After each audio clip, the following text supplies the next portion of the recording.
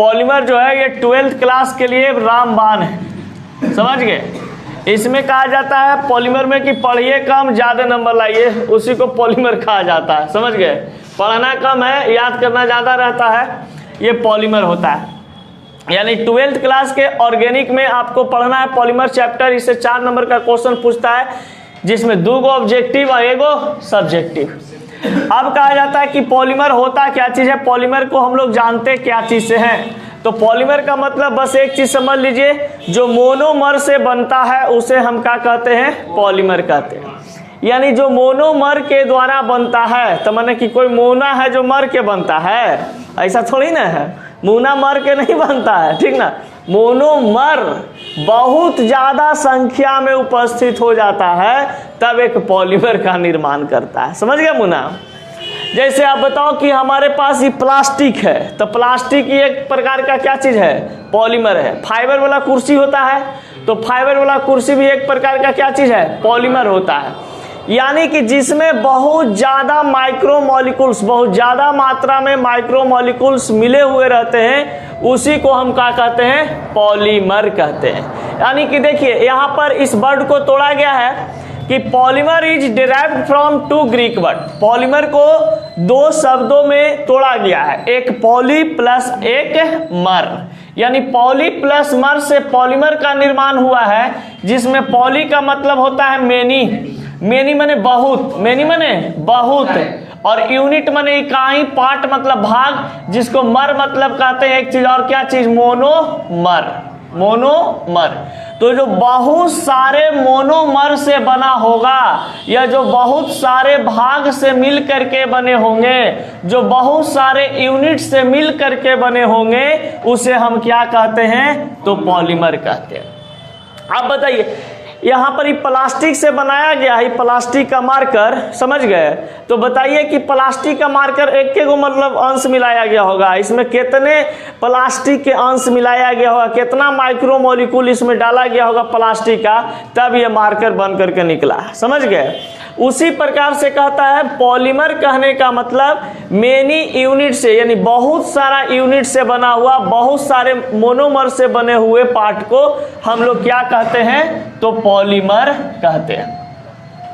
अब कहा जाता है कि पॉलीमर और micromolecular molecules are very high molecular mass. देखिए, जितने भी पॉलीमर होते हैं उसको हम माइक्रोमोलिक्यूल्स भी कहते हैं, क्योंकि ये ज़्यादा पॉलीमर्स आपका माइक्रोमोलिक्यूल से ही बनाए जाते हैं।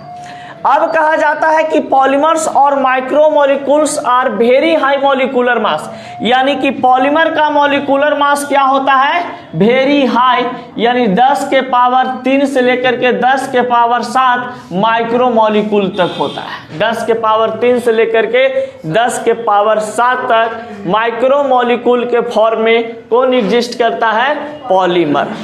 अब देखिए, substance each molecule of which consists the very large number of simple repeating structure। अब देखिए, कोई भी हमारे पास पॉलीमर तैयार किया जाता है, प्लास्टिक हो, पॉलीथीन हो, या किसी भी चीज, फाइबर की कुर्सी या किसी भी चीज की अगर हम बात करते हैं, तो कहा जाता है कि उसमें बहुते बार रिपीटिंग स्ट्रक्चर होते हैं। यानी एक दूसरे को ये दोहराते तहराते रहता है, तब ये जाकर के बनता है, समझ गए। जैसे आप पे सिंपल भाषा में कैसे समझाएं कि आप समझ जाएं।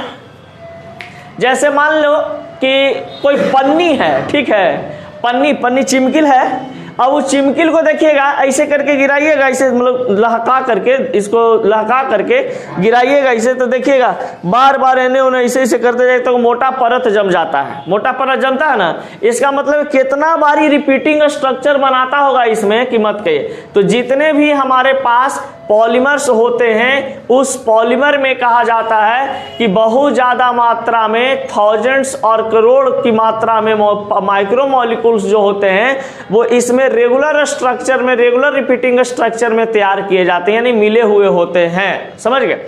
और वो मिल करके एक आपका पॉलीमर का निर्माण करता है।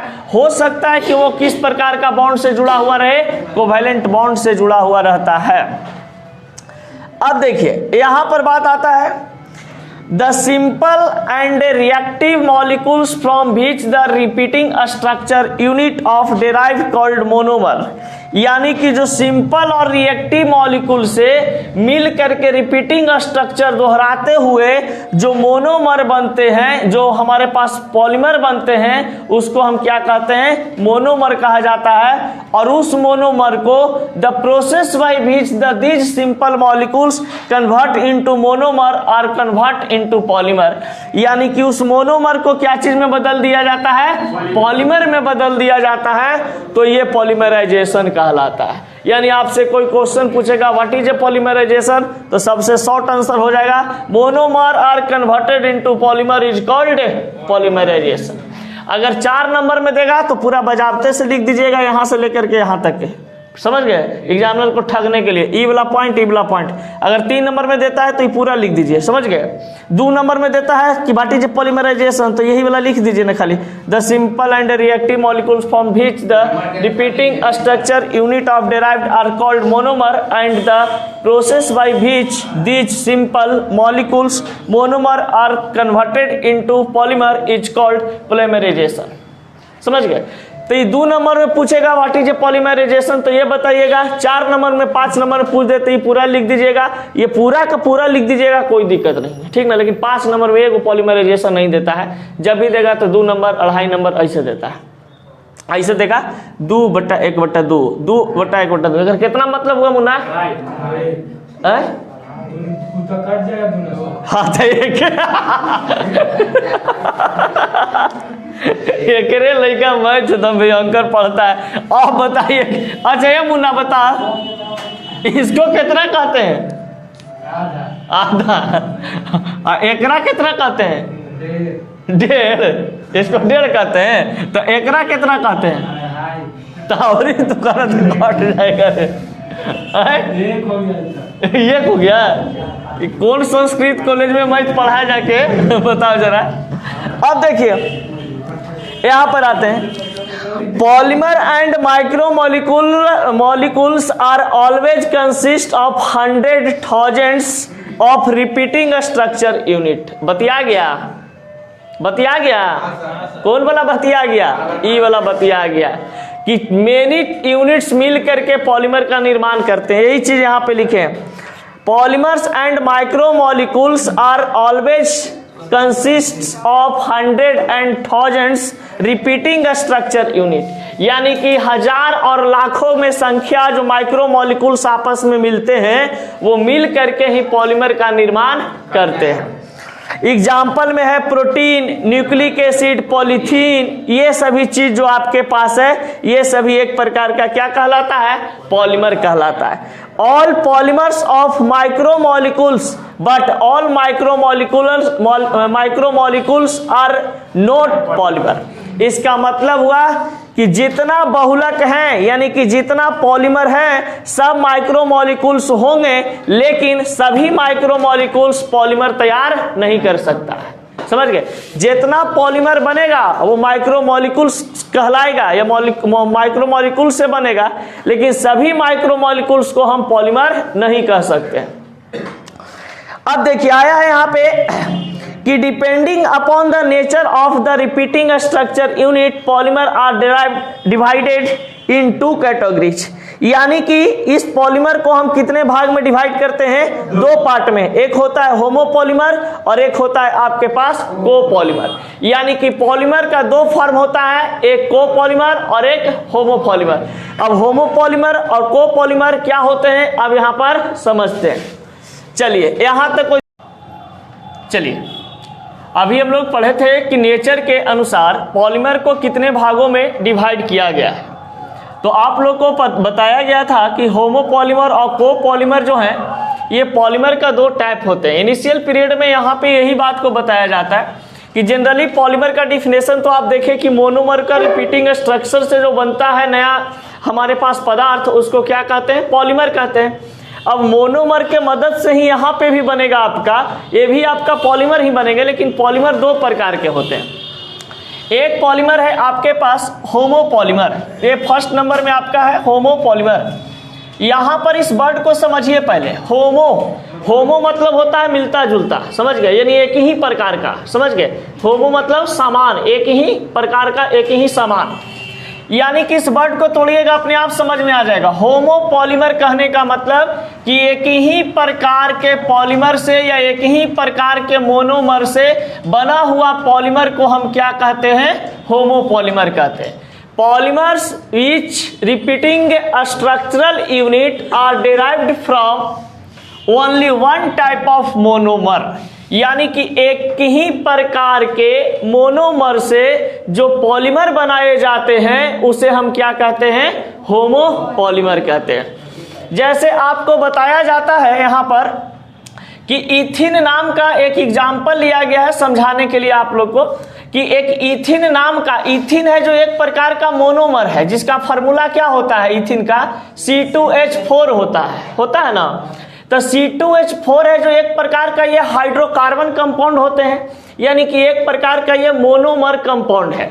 अब ये मोनोमर इथिन कंपाउंड को पॉलीमराइजेशन करते हैं, यानी कि पॉलीमराइजेशन करने का मतलब कि इसको पॉलीमर बनाने की प्रक्रिया में लगाते हैं, तो ये क्या चीज का निर्माण करता है? पॉलीथीन का निर्माण करता है।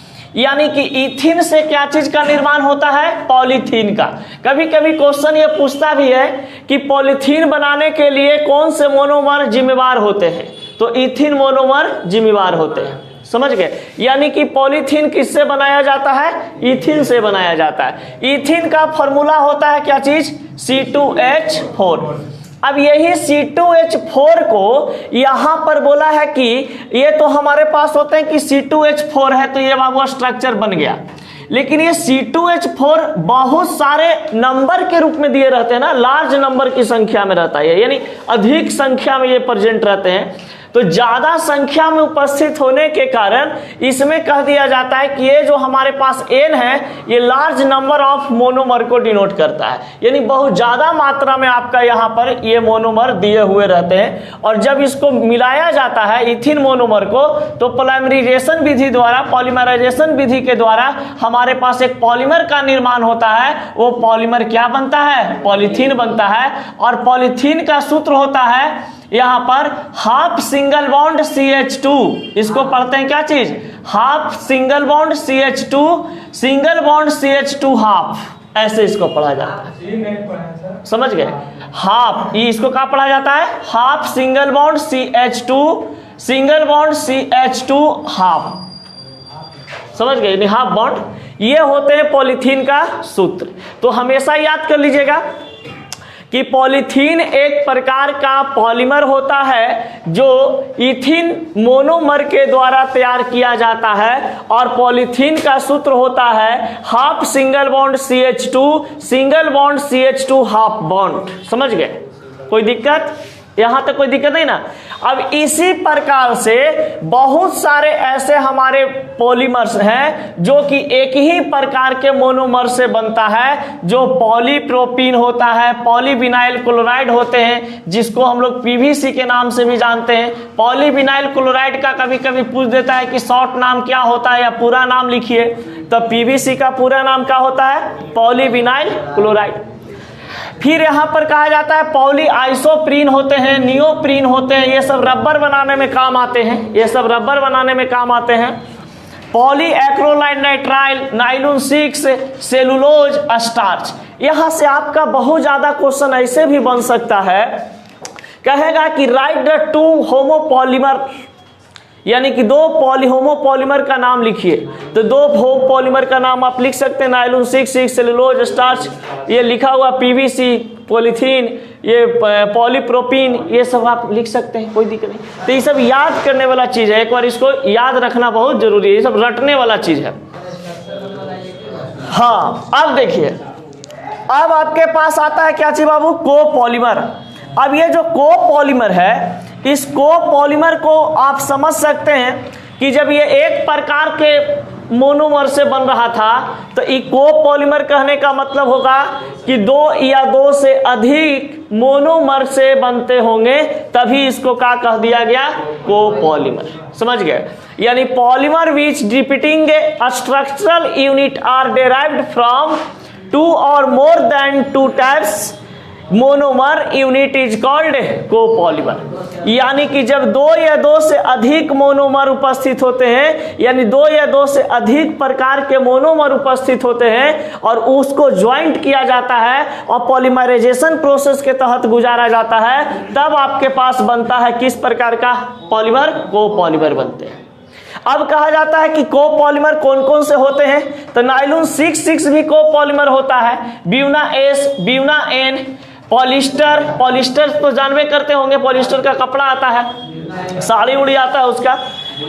फिर रेजिन्स, बेकेलाइट, ये मेल अमाइन, फॉर्मल्डिहाइड पॉलीमर, ये सभी जो चीज आपके पास है ये कोपॉलीमर कहलाते हैं। अब समझिए एक सबसे इंपॉर्टेंट चीज जो आपको पूछता है, कहता है नायलॉन 6,6, तो नायलॉन 6,6 जो आपका पॉलीमर बनता है, ये नायलॉन 6,6 जो है कोपॉलीमर है, लेकिन नायलॉन 6 है जो क्या है? होमोपॉलीमर है।